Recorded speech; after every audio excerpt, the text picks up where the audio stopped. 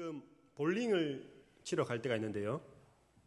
볼링 칠 때 가장 높은 점수를 받는 건 거기 있는 10개의 핀을 모두 다 한꺼번에 쓰러뜨렸을 때에 가장 높은 점수를 받습니다. 그러면 어떻게 10개의 핀을 동시에 쓰러뜨릴 수 있느냐? 그 가운데 있는 그 하나의 핀을 정확하게 맞추면 자연스럽게 다른 핀들은 다 이렇게 넘어가게 되어 있습니다. 그 중심이 되는 핀을 우리는 킹핀이라고 부르는데요.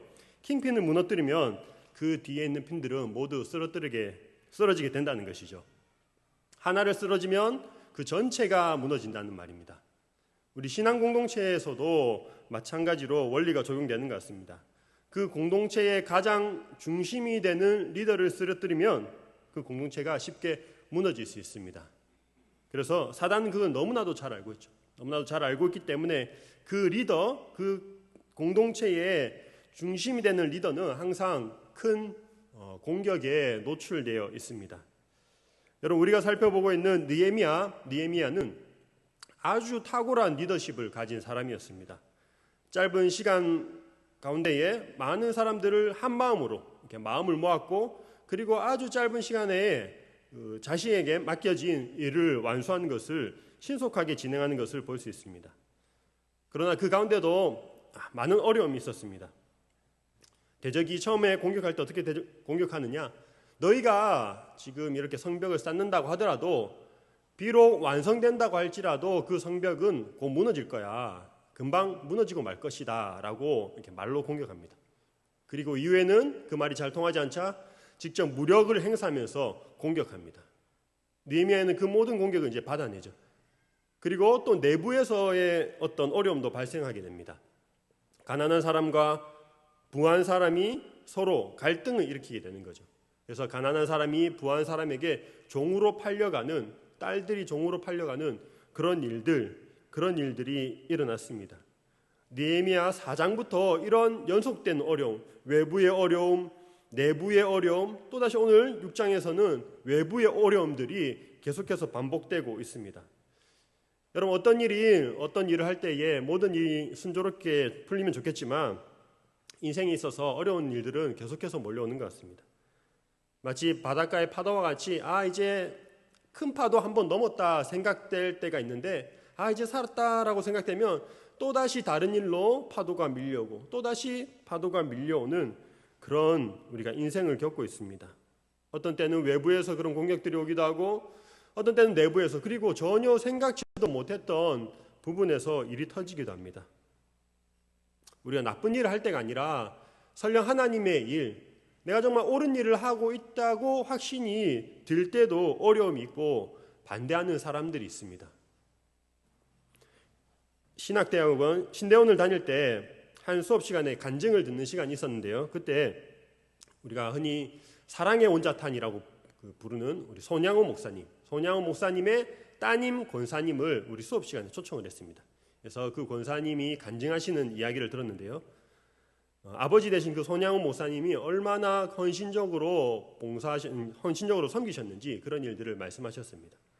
손양호 목사님은 자신의 아들을 죽인 사람을 양아들로 받아들이신 분이죠. 그래서 처음에는 그 권사님, 따님 권사님이 좋지 않았다고요.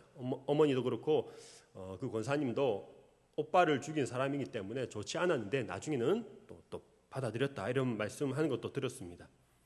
손양호 목사님은 평생 약하고 힘없는 사람들, 특별히 많은 사람들이 기피하는 나병 환자들, 우리 한센병 환자들이라고 하죠.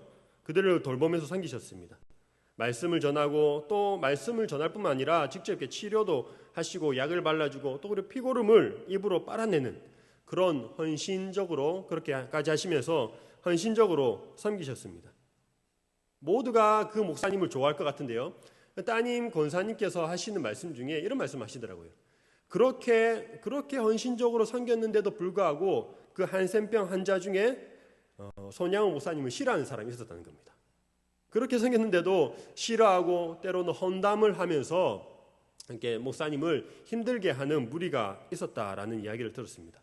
그 말을 들으면서 손양호 목사님 같은 분도 이렇게 욕을 먹는데 어딜 가나 반대하는 사람들이 있구나라는 그런 생각을 한 적이 있습니다. 우리가 어떤 일을 해나갈 때 분명히 반대하는 세력들이 존재합니다. 특별히 하나님의 일을 해나갈 때에 사단이 그것을 가만두지 않죠. 점점점 완성의 단계로 나아갈수록 그 공격의 강도도 점점 세지는 것을 볼 수가 있습니다. 베드로전서 4장 12절에는 이렇게 말씀하고 있습니다. 사랑하는 자들아, 너희를 연단하려고 오는 불시험을 이상한 일 당하는 것 같이 이상히 여기지 말고 라고 말씀하고 있습니다. 어떤 시험이나 어려움을 당할 때에 그것을 이상하게 여기지 말라는 것이죠. 선한 일, 설령 옳은 일을 하고 있다고 하지만 그 가운데도 어려움이 있다는 것입니다. 흔히 어려운 일을 당할 때 제일 먼저 드는 생각은 과연 내가 지금 하고 있는 것이 옳은 일인가? 내가 정말 잘하고 있는가? 라는 그런 생각이 들 때가 있습니다. 그럴 때에 정말 믿음의 확신을 가지고 있다면 중단하거나 되돌아가는 것이 아니라 계속 확신을 가지고 걸어나가는 우리 모두가 되길 소망합니다. 느헤미야가 사람들과 함께 성벽을 쌓는 동안 계속해서 등장한 이름들이 있는데요. 괴롭히는 그 사람들의 이름이 있는데 산발락, 그리고 도비야, 그리고 게셈이라는 그 세 인물을 좀 우리가 기억할 필요가 있습니다. 오늘 1절의 말씀은 이렇게 말씀하고 있습니다. 산발락과 도비야와 아라비아 사람 게셈과 그 나머지 우리의 원수들이 내가 성벽을 건축하여 허물어진 틈을 남기지 아니하였다함을 들었는데 그때는 내가 아직 성문에 문짝을 달지 못한 때였더라. 산발랏은 당시 사마리아 지역을 관할하고 있던 총독이었고요. 그리고 도비야는 암몬 사람이었습니다. 그리고 게셈은 아라비아 사람. 그리고 다른 원수들이 이 세 명뿐만 아니라 다른 원수들이 같이 힘을 합쳐서 느헤미야를 공격하고 있습니다. 그러니까 이스라엘 주변에 있는 그 사람들이 모두 느헤미야를 공격하기 위해서 연합하기 시작했다는 것이죠. 그야말로 느헤미야가 우겨싸움을 당하는 그런 처지에 놓이게 되었습니다. 여러분, 이전보다 더 힘을 규합해서 더 많은 사람들이 연합해서 느헤미야를 강하게 반대하는 이유가 무엇이겠습니까? 지금 이 상황에 이제 성벽을 다 쌓기가 얼마 남지 않았기 때문입니다. 이 공사가 거의 다 끝나가는 시점이었기 때문이었습니다. 1절 보시면 그런 말씀의 힌트를 찾아볼 수 있는데요. 1절 말씀에 내가 아직 성문에 문짝을 달지 못한 때였더라 라고 나와 있는데요. 일반적으로 성벽을 쌓을 때 성벽을 다 성 전체를 두르는 성벽을 다 건설한 뒤에 마지막에 이제 문짝을 달았습니다. 문을 달았습니다. 그래서 거의 공사의 막바지 단계였다는 것이죠. 문만 달면은 이제 공사가 다 끝나는 그런 시점이었습니다. 적들의 입장에서는 굉장히 다급했을 것 같습니다. 이제 마지막 단계만 남았기 때문에 우리가 여기서 중단시키지 못하면 안 된다. 그런 조급한 마음이 있었던 것 같습니다. 그래서 고민을 했겠죠. 어떻게 하면 짧은 시간에 그리고 가장 효과적으로 방해할 수 있을까?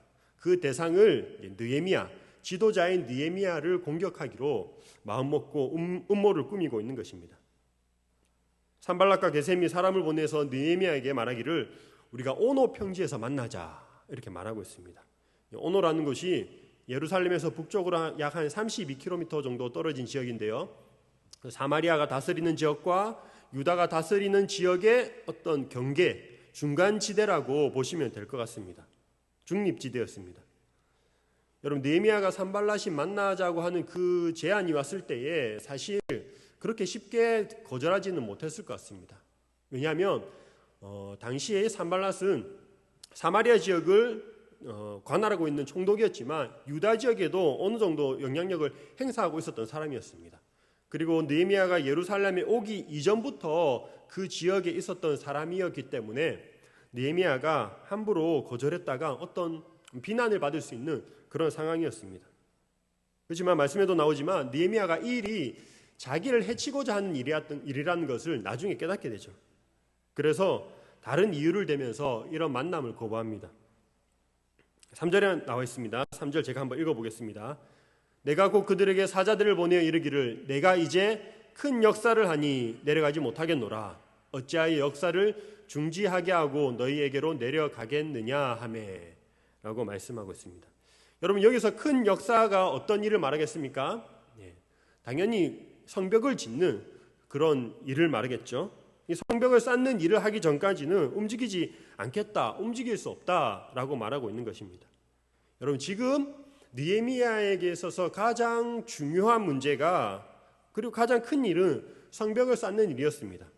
이 일을 위해서 내가 지금은 다른 곳에 눈을 돌리지 않겠다는 것이죠. 사실 지금은 공사가 거의 마무리되는 시점입니다. 긴장이 풀어질 수도 있는 그런 상황이었다는 것이죠. 이제 느헤미야가 크게 간섭할 것이 없이 그냥 지금까지 해오던 대로 해오면 자연스럽게 일이 마무리될 수 있는 그런 시점이었습니다. 사람들을 향한 교육도 어느 정도 끝났고 차근차근 자신의 맡은 일을 분담해서 하고 있는 상황이었기 때문에 그냥 느헤미야가 큰 관여를 하지 않아도 공사가 마무리될 수 있는 그런 시점이었다는 것이죠. 그러나 느헤미야는 끝까지 긴장을 늦추지 않습니다. 우리가 종종 운전면허 시험을 치고 실기에서 떨어지는, 도로 중에서 특별히 떨어지는 그런 사람들 보면요, 처음부터 떨어지는 사람 많이 없습니다. 꼭 나중에 하는 말이 다 왔는데 마지막에 내가 그거 한 개 실수를 해가지고 마지막에 그것 때문에 면허에 떨어졌다라고 말하는 것을 들을 때가 있는데요. 계속 긴장하면서 조심하다가 어느 순간 다 됐구나라고 긴장이 풀릴 때 그때 실수가 일어나고 이제 실수가 하게 된다는 것이죠. 그런 점에서 느헤미야는 끝까지 이 긴장의 끈을 놓지 않고 있었던 것 같습니다. 왜냐하면 오늘 표현에 나왔듯이 자기가 하고 있는 일이 얼마나 중대하고 큰 일이라는 것을, 큰 역사라는 것을 알고 있었기 때문입니다. 그래서 느헤미야는 자기가 지금 위치해 있는 그 자리, 그 예루살렘의 성벽의 그 자리를 지키고자 했습니다. 여러분, 예루살렘을 떠나 오노 평지를 가려면 예루살렘을 떠나는 것이죠. 예루살렘을 떠나서 오노 평지에 간다는 건요, 잠시의 시간이지만 자신의 공동체를 떠나는 것을 의미합니다. 그렇게 되면 자신도 공동체의 보호를 받지 못하기 때문에 어떤 위험한 상황에 노출된다는 것을 의미하고요. 또한 느헤미야가 그 예루살렘을 떠나 있는 동안 그 사이를 틈타서 적들이 그 성벽 공사를 방해할 수 있는 그런 위험에 노출되게 됩니다. 그렇기 때문에 자신의 자리를 떠나지 않고 지키고 있는 것입니다. 오늘 본문에서 산발락과 게셈이 느헤미야에게 어떤 조건으로 만나고자 이야기했는지는 잘 나오지 않습니다. 그런 내용은 나오지 않는데요. 그렇지만 뭔가 솔깃한 제안을 하지 않았을까라는 추측을 해봅니다. 뭔가 느헤미야가 밖으로 충분히 나올 만한 그런 제안을 했을 것이고 그것이 느헤미야 개인의 유익이 되는 제안이었을 수도 있겠다라는 그런 생각을 해봅니다. 하지만 느헤미야는 흔들리지 않았고 그리고 협상하려는 생각조차 하지 않습니다. 여러분, 우리가 살다 보면 이렇게 솔깃한 제안들이 있죠. 생활하다 보면 솔깃한 제안들이 있습니다. 특별히 누가 이러이러해서 좀 큰 돈을 벌었다더라, 이거 해가지고 좀 잘 됐다더라 라는 말을 들으면 괜히 이렇게 마음이 움직입니다. 열심히 잘 살아가고 있는데 나도 저거 한번 해볼까? 조금이라도 한번 해볼까? 그리고 나도 하면은 잘할 수 있을 것 같은데, 좀 큰 돈 벌 수 있을 것 같은데, 그런 생각을 하기도 한다는 것입니다. 여러분, 요즘 그 젊은이들이 꿈꾸는 그런 생활이 있는데요. 혹시 파이어족이라고 들어보셨습니까? 파이어족. 파이어족이라는 게 있는데요. 이 파이어족은 젊을 때, 그러니까 20대, 30대에 열심히 일을 해서 돈을 버는 겁니다.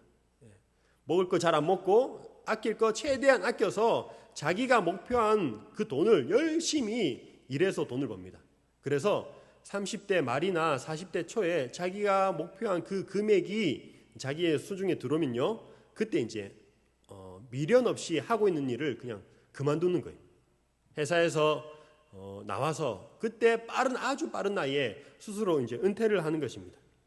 그리고 지금까지 모아둔 돈으로 생활을 하고 또 부동산이나 주식에 투자를 해서 생활하는 그런 사람들, 그런 삶을 많은 젊은이들을 꿈꾸고 있습니다. 일은 짧게 나머지는 자신의 인생을 즐기면서 생활하자고 꿈꾸는 것이죠. 여러분, 근데 모두가 그렇게 될 수 없을 뿐더러 이런 생각들은 그렇게 건전하진 않은 것 같습니다. 이들에게 직업은 그냥 단순하게 돈을 모으는 수단이지 어떤 직업적인 소명의식은 전혀 찾아볼 수 없기 때문입니다. 단순히 돈을 벌기 위한 짧은 시간에 벌어서 자기가 계획한 대로 인생을 누리자는 것인데 사실 또 인생이 그렇게 마음대로 되지는 않죠. 요즘 사회에서 이런 현상이 일어나는 건 지금 자기가 하고 있는 일에 대한 어떤 불만이 있기 때문입니다. 어떻게 해서든 지금 현실을 벗어나고자 하는 생각이 이런 유토피아를 꿈꾸게 되는 것 같습니다. 사실 사람 누구나 자신의 자리, 자기가 하고 있는 일에 100% 만족하는 사람들은 없습니다. 그래서 기회가 되면 이직을 하거나 아니면 다른 수단을 통해서 돈을 벌려고 눈을 돌립니다. 지금 하고 있는 일이 아니라 다른 일을 하면 더 잘할 수 있을 것 같고 더 나을 것 같다는 그런 마음이 들기도 한다는 것이죠. 여러분, 하지만 우리의 인생에 있어서 가장 중요한 순간은 바로 이 순간이고, 가장 중요한 일은 지금 우리가 하고 있는 일이고, 그리고 가장 중요한 사람은 지금 우리와 함께 하고 있는 사람인 줄로 믿습니다. 내가 지금 하고 있는 일, 나의 위치에 대한 확신이 없으면 지금 하고 있는 일에 최선을 다할 수 없습니다. 스스로 지금 하고 있는 일을 큰 일이라 여기지 않고 작은 일이라고 여기고 있다면 지금 하고 있는 일에 소홀하게 된다는 것이죠. 사랑하는 성도 여러분, 더 나은 인생, 더 나은 환경을 꿈꾸고 소망하는 건 그건 잘못된 일은 아닙니다. 하지만 지금 현재 하고 있는 일에 지장을 줄 만큼 다른 곳에 눈길을 두거나 기웃거린다면 그것은 옳지 않다는 것이죠. 특별히 우리는 하나님을 믿는 사람으로서 하나님께서 지금 이곳에 우리를 보내셨음을 믿고 또 우리에게 맡기신 그 일이 하나님께서 우리에게 부여하신 사명이란 것을 우리는 믿고 있습니다. 하나님께서 때가 되면 옮기실지라도 그때까진 내가 어떤 일을 하든지 내가 지금 하고 있는 일을 가정에서 하고 있든 직장에서 하고 있든 교회에서 하고 있든 그 모든 일을 큰 일로 여기고 최선을 다하는 우리 모두가 되길 소망합니다. 그래서 느헤미야는 자기가 있어야 할 자리를 떠나지 않았다는 것이죠. 자기가 떠난 자리에는 분명히 그 자리에 공백이 생길 것이고 그 공백을 틈타 위험이 따를 것이라는 것을 알았기 때문입니다.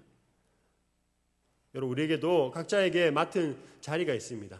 가정에서 한 가장으로서의 자리가 있고 아내로서의 자리가 있습니다. 가정에서 일어나는 많은 문제들이 그 자리를 제대로 지키지 못하기 때문에 일어나는 겁니다. 교회에서도 마찬가지죠. 자신에게 주어진 역할과 그런 자리가 있습니다. 그런데 그것을 때로는 너무나도 가볍게 여기고 쉽게 여겨서 이탈하는 경우가 있습니다. 그렇게 되면 이제 문제가 생기는 것입니다. 모든 사람은 우리는 각자 개인이 존재하지만 우리 개인은 여러 사람들과 얽혀 있습니다.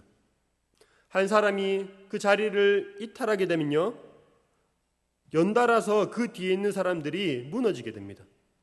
가장이 무너지면 가족이 무너지고요, 아내가 자리를 지키지 못하면 그 가정이 무너집니다.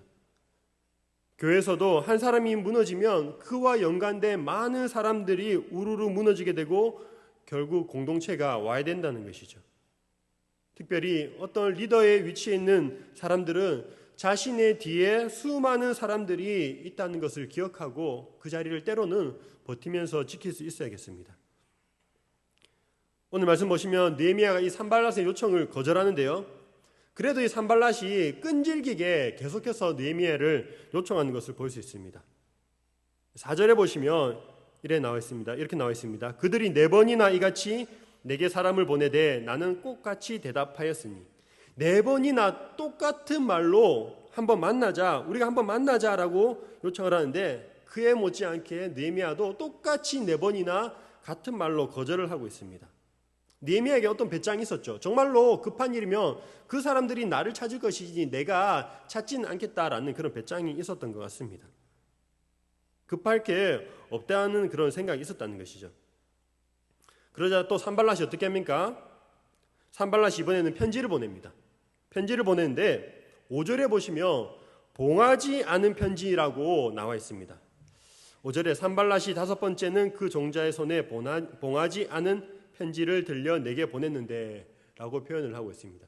여러분, 이 봉하지 않은 편지가 어떤 의미를 좀 갖고 있겠습니까? 봉하지 않았다는 건 어떤 풀칠을 하지 않은 오픈된 그런 편지를 이야기하고 있는데요, 보통 편지는 풀칠을 하거나 그 당시는 밀랍 같은 거로 이렇게 봉해서 전달하게 되어 있죠. 그 내용을 보지 못하도록. 그런데 봉하지 않은 편지를 보냈다는 건요, 산발랏이 의도적으로 그 내용이 유출되기를 바랬다는 것입니다. 아무리 편지를 보면서 이거 절대 보면 안 돼라고 전달하면요, 절대라는 말이 사실 더 궁금하죠. 그리고 봉하지 않았기 때문에 어차피 한번 꺼내보고 다시 넣으면 되기 때문에 그렇게 크게 신경 쓰지 않을 것 같습니다. 사람의 심리가 하지 말라고 하면 더 하고 싶은 게 사람의 마음인데요, 이 봉하지 않는 편지를 받은 사람이 보고 싶은 유혹이 얼마나 컸겠습니까? 봐도 뭐 다른 사람에게만 이야기하지 않으면 돼라고 생각했을 것 같습니다. 그래서 산발랏의 의도대로 그 편지의 내용이 공개되고 공유가 되는데요, 그 안에 충격적인 내용이 있는 거예요. 그 안에 우리가 믿었던 그 느헤미야가 지금 반란을 준비하고 있다. 페르시아에 대항해서 지금 반란을 꾸미고 있는 것이고, 그리고 유다 지역에서 왕이 되려고 지금 음모를 꾸미고 있다라는 그런 내용이 편지 안에 들어있었습니다. 물론 이거는 잘못된 정보죠. 그리고 그 정보가 퍼져가기를 산발랏이 의도하고 있었던 겁니다. 여러분, 우리가 요즘 마케팅 수단이 여러 가지가 발달했는데요, SNS도 알리고 뭐 광고하고 홍보하고 여러 가지 방법들이 아주 요즘 시대의 기술과 맞춰서 마케팅 기술도 발전했는데, 그래도 지금까지 마케팅 수단 가운데 가장 효과적인 부분은요, 이 구전 마케팅입니다. 입소문이라고 하죠. 사람과 사람의 입으로 통해서 전달된 그 말이 가장 신뢰성이 있고 가장 빠르게 전달되는 특징이 있습니다. 근데 위험한 건 이 사람이 입에서 입으로 전달되면 전달될수록 그 내용이 한 번 더 이렇게 뒤틀어진다는 것이죠. 처음에 작았던 내용이 나중에 부풀려지기도 하고, 말한 사람의 의도와는 상관없이 그 말한 내용이 조금씩 단계를 거치면서 왜곡되는 그런 현상이 일어나게 됩니다. 사람들은 자기가 들은 것을 객관적으로 듣는다고 하지만 그것을 똑같은 말로 되풀이하는 사람은 없기 때문입니다. 자신의 머리를 한번 거치고 가슴을 한번 거쳐서 자기에게 유리한 것들을 더 부풀리게 되어 있습니다.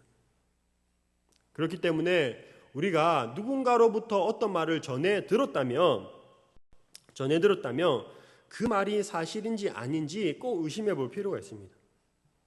그리고 내가 전에 들은 말을 다른 사람에게 전달할 때 굉장히 조심해야 하는 것이죠.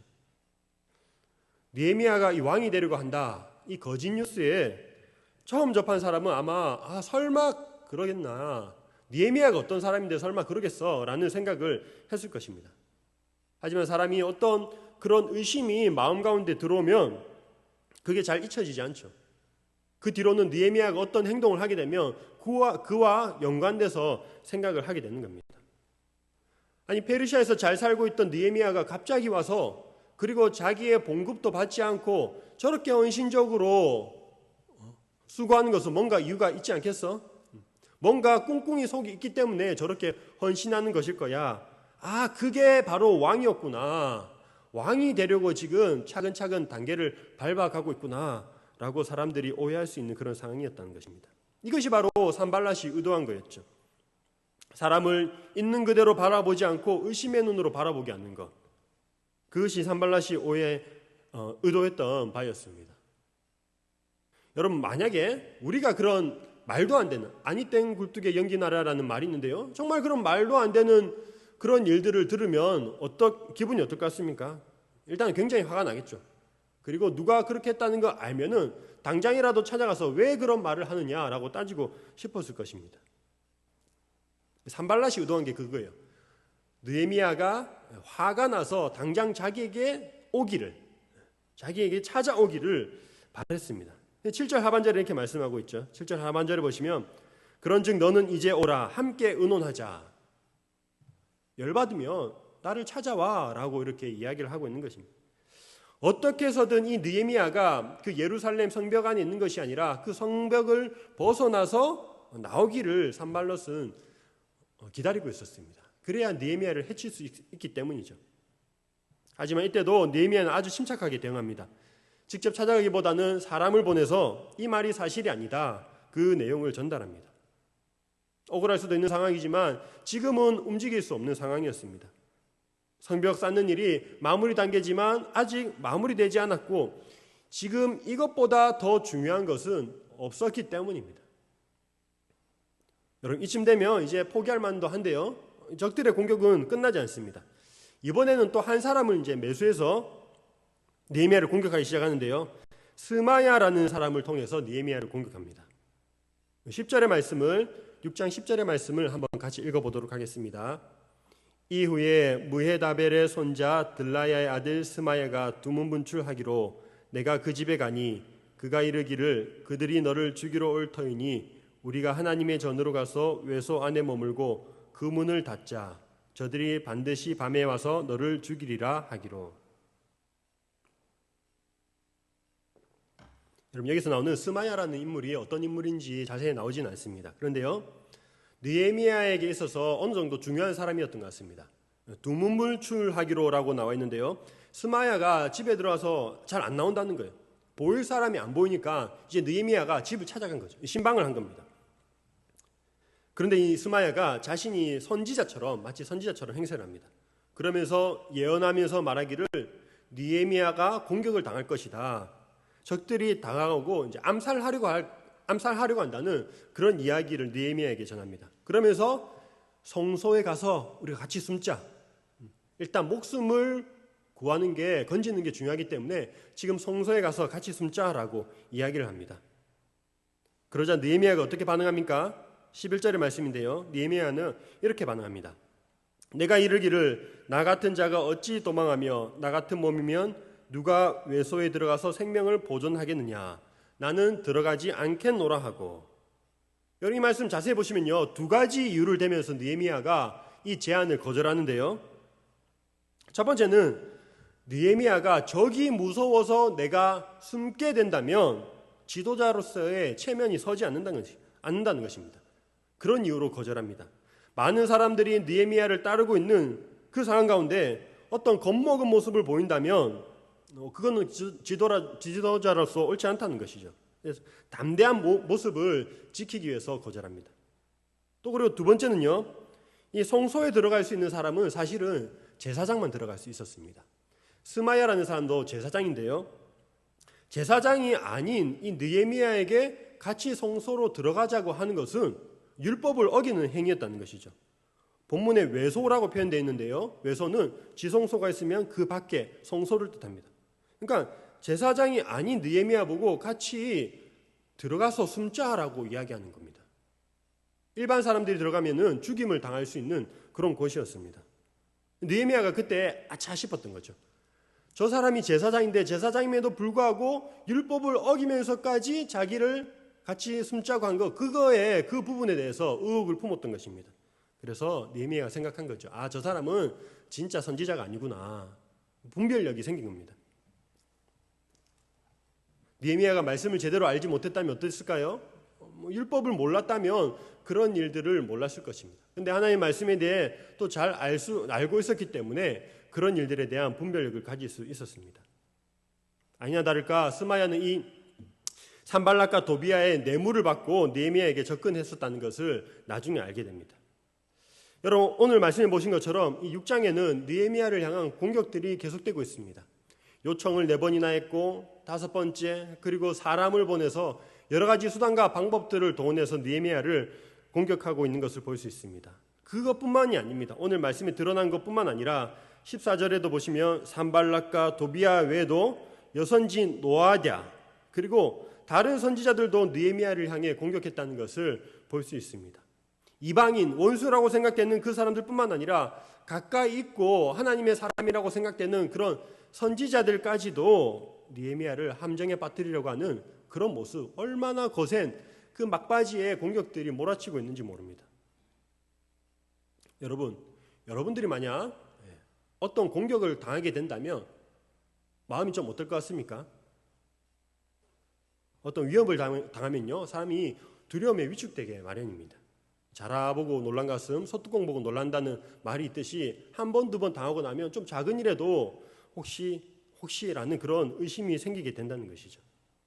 여러분, 마음에 두려운 마음이 한번 들어오게 되면 작은 일에도 굉장히 과민 반응하거나 아니면 지금 하고 있던 일들을 정상적으로 진행할 수 없는, 움직일 수 없는 그런 마음의 상태가 됩니다. 이 두려움 자체는 문제가 없지만 문제는 뭐냐? 두려움 때문에 사람이 무기력해진다는 것이 문제라는 것이죠. 우리 코로나19라는 이런 두려움 속에 살아가고 있습니다. 사실 걸리지 않더라고 하더라도 얼마나 많은 사람들이 이 두려움 때문에 많이 위축되고 우리 생활이 무기력해지고 있는지 모르겠습니다. 오늘 느헤미야 6장에서 중요한 단어가 있다면 이 바로 두려움이라는 단어인데요. 느헤미야를 공격하는 원수들의 목적이 바로 이 두려움을 주기 위함이었습니다. 두려움 때문에 더 이상 일을 진전시키지 못하도록, 그래서 일을 중단하도록 하는 것이 목표였다는 것이죠. 그래서 이 두려움이라는 단어를 연속적으로 계속 반복하고 있는데요. 오늘 말씀 9절과 13절 그리고 14절에 계속해서 말씀하고 있습니다. 9절에 보시면 이는 그들이 다 우리를 두렵게 하고자 하여 라고 나와 있고요. 또 13절에도 가운데 보시면 나를 두렵게 하고, 그리고 14절에도 보시면 나를 두렵게 하고자 한 자들의 라고 나와 있습니다. 느헤미야 알았던 것이죠. 적들의 공격에 의해서 나를 두렵게 만드는구나, 나를 두렵게 만들어서 더 이상 일을 하지 못하도록 방해하는 것이구나 라고 생각을 했다는 것입니다. 여러분, 두려움에 사로잡히면 아무것도 할 수 없습니다. 그런데 생각해 보면요, 우리가 두려워하는 일들은 사실은 대부분 일어나지 않은 일들입니다. 8, 90% 정도가 아직 일어나지 않은 일들에 대한 두려움을 갖고 있습니다. 내가 심각한 병에 걸리면 어떡하지? 갑자기 사고라도 나면 어떡하지? 내가 이 자리에서 쫓겨나면 어떡하지? 여러 가지 일들로 걱정하고 근심하지만 사실은 대부분은 전혀 두려워할 필요가 없는 일들입니다. 왜냐하면 아직은 일어나지 않은 일들이기 때문이죠. 느헤미야도 계속되는 공격에 두려움을 느꼈을 것입니다. 언제 자신이 암살당할지 그런 모른다는 처지에 있었습니다. 그럼에도 불구하고 느헤미야는 계속해서 이 성벽 공사를 중단하지 않고 계속해 나갑니다. 그러면 느헤미야가 어떻게 두려움을 극복할 수 있었을까요? 분명히 두려움을 우리처럼 느꼈을 건데 느헤미야는 그것을 극복했다는 거죠.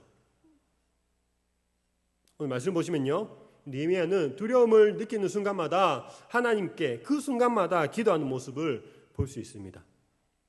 여러분, 오늘 본문에서 좀 기도하는 모습을 찾으셨나요?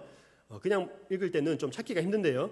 6장 9절의 말씀을 제가 다시 한번 읽어보도록 하겠습니다.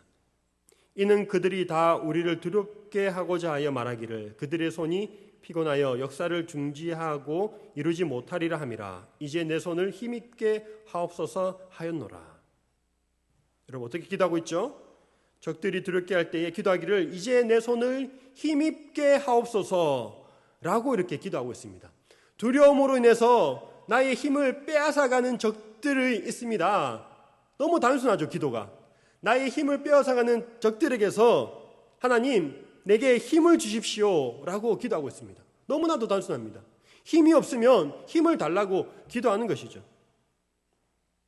지금 하고 있는 일을 중단하지 않고 끝까지 해낼 수 있도록 그렇게 힘을 달라고 기도한 것입니다. 또 14절에도 스마야의 공격이 있었을 때도 기도하는데요. 6장 14절에 보시면 내 하나님이여 도비야와 산발락과 여선지 노아디아와 그 남은 선지자들 곧 나를 두렵게 하고자 한 자들의 소행을 기억하옵소서 하였노라. 이 부분은 이렇게 기도하고 있죠. 그들의 소행을 기억하옵소서. 나를 너무 힘들게 하는 사람들이 있습니다. 나를 너무 괴롭게 하는 사람들이 있습니다. 하나님은 아시잖아요. 하나님께서 기억해 주십시오. 내 손으로 피를 붙여서 그들을 보복하는 것이 아니라 하나님께서 그들의 행위를 기억하시고 나를 대신해서 갚아주십시오 라고 하나님의 손에 맡기고 있습니다. 여러분, 커다란 두려움이 있다면 그 두려움 너머에 계신 하나님을 바라보는 것이 믿음인 줄로 믿습니다. 느헤미야는 계속해서 보는 것처럼 처음부터 기도였고요, 중간에도 기도였고 마지막에도 기도였습니다. 기도를 미루지 않습니다. 어떤 상황을 만나면 그 상황에 맞는 기도를 그때그때마다 하나님께 올리고 있습니다. 기도로 반응한다는 것이죠. 상황이 두렵게 만든다고 할지라도 믿음으로 이겨나갔습니다. 사랑하는 성도 여러분, 순간순간 우리의 마음을 지키기가 얼마나 어려운지 모릅니다. 어떤 확신이 든다고 할지라도 어떤 공격에 의해서 그 확신이 금방 의심으로 바뀌는 경험을 우리가 하게 됩니다. 누군가의 말 한마디에 정말 정신이 혼미할 정도로 정신을 못 차릴 때도 있습니다. 그래서 그 생각 때문에, 그 말 때문에 하루 종일 다른 일은 손에 잡히지 않을 정도로 그런 말을 들어야 할 때도 있습니다. 너무나도 두려운 마음에 더 이상 앞으로 나갈 수 없는 그런 상황들이 우리에게도 있다는 것이죠. 그럴 때일수록 더욱 기도가 필요하다는 것입니다. 사랑하는 여러분, 하나님은 우리에게 두려운 마음이 아니라 평안한 마음을 주시는 하나님이십니다. 예레미야 29장 11절과 12절을 제가 읽어보겠습니다. 여호와의 말씀이라 너희를 향한 나의 생각을 내가 아나니 평안이요 재앙이 아니니라. 너희에게 미래와 희망을 주는 것이니라. 너희가 내게 부르짖으며 내게 와서 기도하면 내가 너희들의 기도를 들을 것이요. 하나님께서 우리가 기도할 때에 기도를 들으시는데 어떻게 응답하십니까? 재앙이 아니라 평안으로, 미래의 희망으로 우리에게 응답하시겠다는 것입니다. 우리를 두렵게 하고 불안한 일들이 있지만 내가 속한 상황이 폭풍 한가운데 있을지라도 그 가운데서도 평안을 주시는 분이 우리 하나님이신 줄로 믿습니다. 여러분, 느헤미야의 대적들이 끊임없이 공격하고 두렵게 하는 일들, 그리고 이를 중단시키려고 하지만 번번이 실패합니다. 그리고 마침내 성벽은 단 52일 만에 이제 완성이 됩니다. 완성이 되죠. 어떻게 됩니까? 이제는 느헤미야를 두렵게 만들고 느헤미야가 이제 두려워하는 것이 아니라 이제는 오히려 상황이 역전되어서요. 느헤미야를 두렵게 했던 사람들이 오히려 반대로 두려워하는 그런 결과가 발생하게 됩니다. 우리 6장 16절의 말씀을 같이 한번 읽어보도록 하겠습니다. 우리의 모든 대적과 주위에 있는 이방 족속들이 이를 듣고 다 두려워하여 크게 낙담하였으니 그들이 우리 하나님께서 이 역사를 이루신 것을 알미니라. 아멘. 여러분, 끝까지 하나님의 일을 감당했을 때에 대적들이 오히려 두려워하고 낙담하는 그런 결과가 일어났다는 것이죠. 사랑하는 성도 여러분, 오늘날 많은 사람들이 얼마나 기독교인을 욕하고 함부로 하고 좀 우습게 보는지 모릅니다. 그러나요, 우리가 그것에 두려워할 필요가 없습니다. 정말로 믿음으로 살아가는 사람은요, 정말로 믿음으로 살아가는 사람은, 그리스도인들은 세상 사람들이 알고 두려워합니다. 어설픈 게 아니라 정말로 말씀 붙들고 사는 사람은 저 사람은 뭔가 다르다. 그 다름에서 두려움을 느끼게 된다는 것이죠. 그것이 어떤 믿음입니까? 그것이 바로 성경에서 말하는 세상이 감당하지 못할 믿음이라는 것이죠. 어떤 유혹도 시험도 공격에도 끔찍하지 않고 흔들리지 않는 믿음을 가진 사람들은 쉽게 대하지 않습니다. 함부로 대하지 않습니다. 느헤미야처럼 어떤 공격에도 흔들리지 않고 또한 우리가 맡은 그 자리를 지키며 믿음으로 두려움을 극복해 나가는 우리 모두가 되길 주님의 이름으로 축원합니다.